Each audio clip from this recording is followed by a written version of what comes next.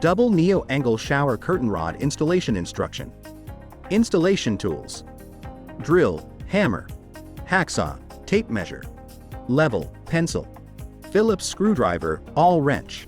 Lay the rod pieces on the floor. Assemble the rod with the connector.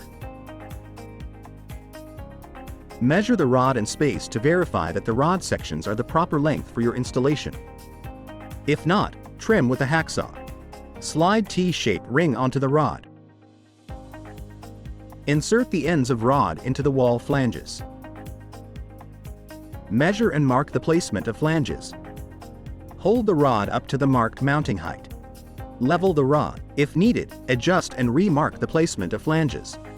Separate the brackets from drums by uninstalling the screws and bolts. Slide curtain rings onto the rod. If needed, adjust and re-mark the placement of flanges. Mark the placement of the mounting holes. Drill the pilot holes. Gently tap the anchors into the pilot holes with a hammer. Tighten the long screws with Phillips screwdriver. Put the rod up and insert the ends into the wall brackets. Install the screws and bolts to fix the rod. Hold the ceiling support in plants and mark distance between the ceiling and rod.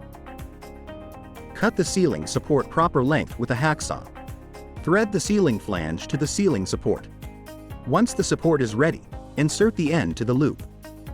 Tighten the set screw with Allen wrench. Hold the ceiling support in place and mark the placement of mounting holes. Drill pilot holes. Gently tap the anchors into the pilot holes with a hammer. Tighten long screws with Phillips screwdriver. Use the level to make sure the ceiling support is plumb and tighten the remaining set screw on the T-shaped ring. Hang up the curtain. Installation complete.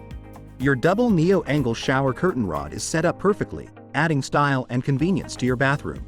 Enjoy the upgraded experience.